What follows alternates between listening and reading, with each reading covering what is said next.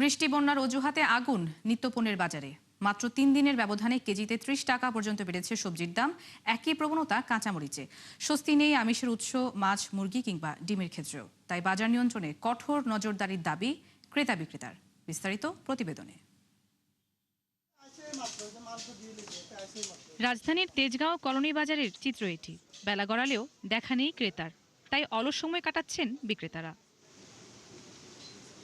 দু একজন ক্রেতার দেখা মিললেও অতিরিক্ত দামের কারণে প্রত্যাশা অনুযায়ী পণ্য কিনতে পারছেন না সাধারণ মানুষ। কারণ বৃষ্টি ও বন্যার অজুহাতে বেড়েছে সবজির দাম, ফলে পাল্লা দিয়ে কমছে বিক্রির পরিমাণও। বেচা কিনা থাকলে না, বেচা কিনে হইলে না লাভ, বেচা কিনে হইতো না। বেচা কিনা আপনি দেখেন, আপনি তো আইসেন বাজারে, কটা মানুষ আইসে বাজারে। আগে যেভাবে আমরা কিনতাম শাকসবজি, এখন সেটা ইজিলি কিনতে পারছি না, হাতে লাঙ্গালের বাইরে। এখন মেনে নিতে হবে, কারণ কি দুর্যোগ পরিবেশের কারণে একটু কয়েকদিন আমাদের কষ্ট করতে হবে। এখন জিনিসপত্র একটু বৃষ্টির কারণে হয়তো মাল একটু কম আসতেছে, জিনিসপত্রের দাম বাড়তে চলতেছে। মাত্র ৩ দিনের ব্যবধানে অধিকাংশ সবজির দাম বেড়েছে ৩০ টাকা পর্যন্ত। আর কেজি প্রতি সর্বোচ্চ ৬০ টাকা গুনতে হচ্ছে কাঁচামরিচে। মরিচ আগে ১২০ ছিল, এখন ৪০-৬০। ভেন্ডি মনে করেন আগে ৪০-৫০ ছিল, এখন ৬০। পটল আগে ৪০ টাকা ছিল, এখন ৬০। করলা আগে ৬০ ছিল, এখন ৮০।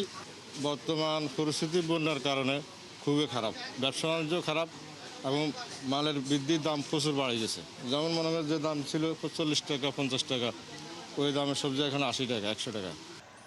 স্বস্তি নেই আমিষের উৎসেও। সপ্তাহের ব্যবধানে বেড়েছে অধিকাংশ মাছের দাম। আর মৌসুম শুরু হলেও সাধারণের নাগালের বাইরে ইলিশ। এছাড়া বেড়েছে ডিমের দামও। তবে ব্রয়লারের দর বাড়লেও স্থিতিশীল রয়েছে সোনালী মুরগির বাজার। কম হইতে আছে, দাম বেশি হইলে গাঢ় দাম বেশি, আমরাও বিক্রি করার বেশি। ইদারিং ইলিশ মাছ তো আকাশ ছোঁয়া। ইলিশ মাছ তো কেনার মতো সাধারণ মানুষ যে করে করে খাইব এটা নাই। ইলিশ মাছ মনে করে আপনার ৪০০ গ্রাম ইলিশ মাছ মনে করে নিম্নে ১২০০ টাকা কেজি। কাগজে কলমে মূল্যস্ফীতি সামান্য কমলেও তার সুফল থেকে বঞ্চিত সাধারণ মানুষ।